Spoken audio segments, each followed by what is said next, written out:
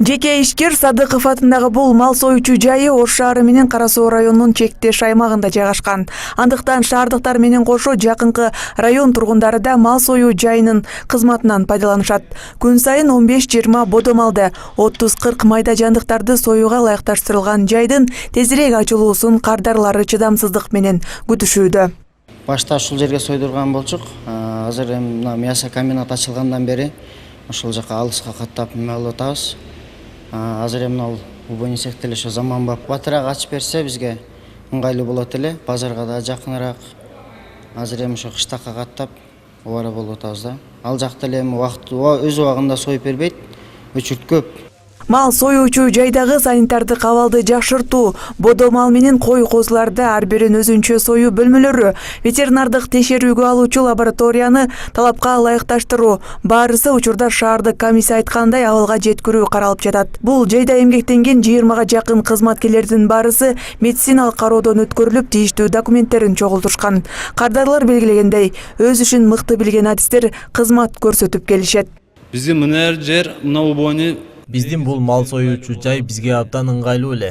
Үйүбүзгө да иштеген жайыбызга да жакын болчу. Балдар да бул жакта жакшы иштешчү. Учурда биз эт сойдурууга алыска каттап жатабыз. Бизге кыйынчылык болууда. Ушул жер кайрадан ачылса жакшы болмок. Санитардык абалы да жакшы деп ойлойм. Адистер жакшы иштешет эле да бул жерде.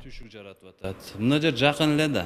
Ахматжан Садыков дээрлик 25 жылдан бери мал союу менен алектенип, бул жагдай боюнча мамлекет тарабынан коюлган ар бир талапты так аткаруу аракетинде. Анын айтымында учурда мал союу жайы заман талабына ылайык келчү шарттарды пайдаланып жатат. Ар бир келген кардар жана калкка түйшүк жаратпай, алардын талабын орундатууну максаттайт. Ремонт кылдырып, баарын өз жайына койдук. Талаптагыдай болду го деп ойлойм. Жогору жактан малдар кирет. Бул жактан кайрадан мал доктурдун текшерүүсү менен даяр эттер чыгарылат. Адистердин айтканындай кылдык. Учурда 100% десем жаңылышам. 80% айтылган талаптарга жооп берет деп өзүмүн оюмча ойлоп жатам.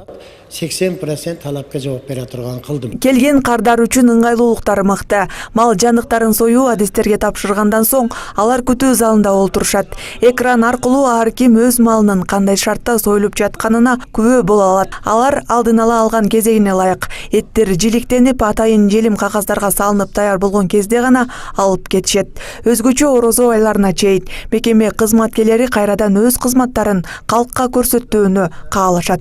Отдельно болсун деген экен, кой цехта отдельно кылдык. Кой союучу цех бөлөк, мал союучу зал бөлөк болсун делген экен. Биз азыр ошондой кылдык. Мал доктур олтуруучу жайды бөлөк кылдык. Алардын көзөмөлүндө турат. Бардык кызматкерлерди да медициналык текшерүүдөн өткөрдүк. Ал эми шаар мэри Таалайбек Сарбашевке кайрылсак, алар келип текшерүүдөн өткөрүп ачып беришсе, кайрадан калктын кызматын кыла берет элек деп күтүп жатабыз. Ош шаардык ветеринардык жана фитосанитардык инспекциясынын берген маалыматына ылайык, жабылган мал союу жайлары айтылган талаптарды аткаргандан кийин аларга арыз аркылуу кайрылышы керек. Алар комиссиялык текшерүүдөн өткөргөндөн соң бир чечимге келишип, жайды кайрадан кызмат көрсөтүүсүнө уруксат беришет.